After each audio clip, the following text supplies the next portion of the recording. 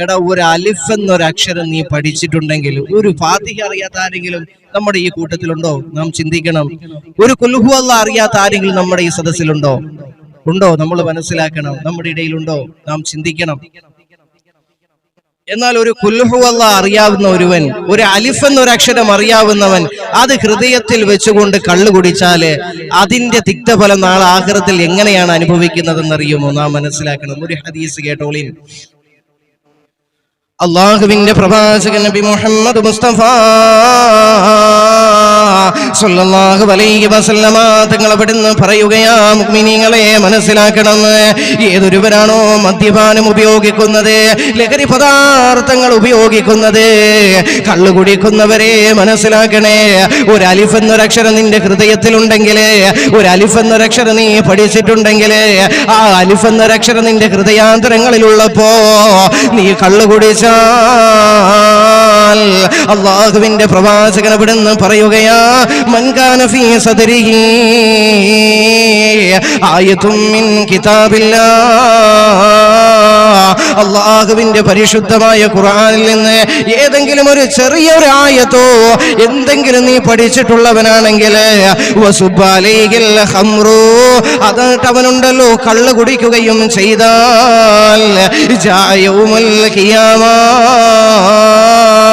എന്നിട്ട് നാളെ ഖിയാമത്ത് നാളിൽ നീ കടന്നു വരുമ്പോൾ ഉണ്ടല്ലോ, കുല്ലു ഹർഫിൻ മിൻ തിൽകൽ ആയാ, നിന്റെ ഹൃദയത്തിലുള്ള ആയത്തുകളുണ്ടല്ലോ,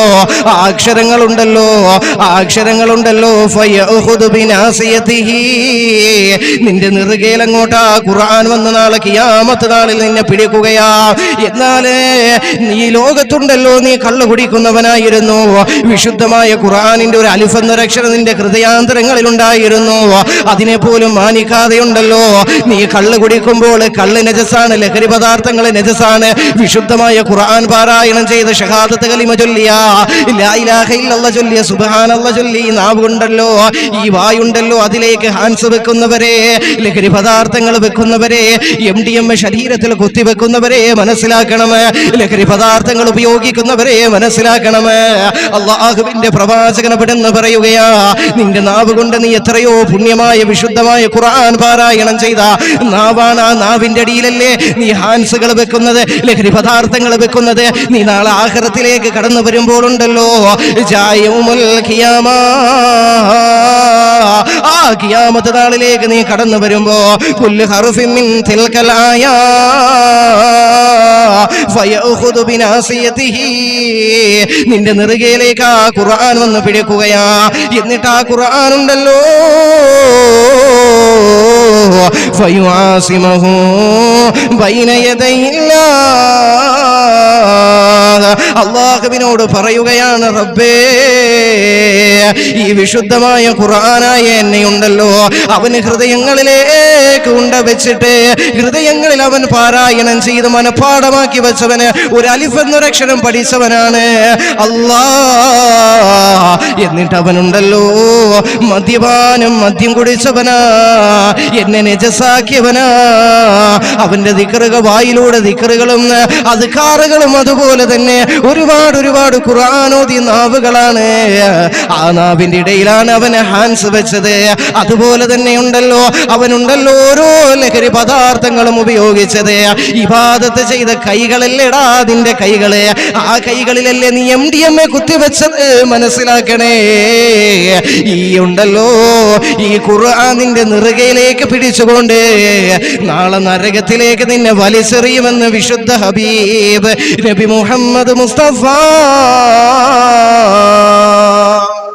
സല്ലല്ലാഹു അലൈഹി വസല്ലം.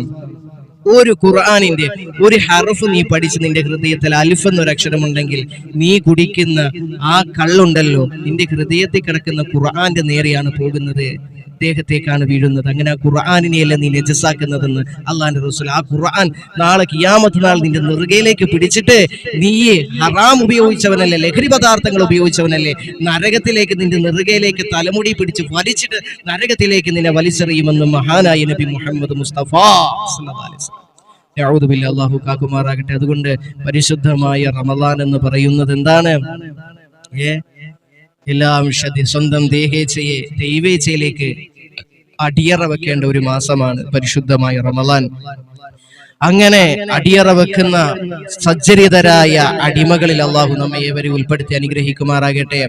അതുപോലെ മുഅ്മിനീങ്ങളെ, പരിശുദ്ധമായ റമദാൻ എന്നത് സഹനതയുടെ മാസമാണ്.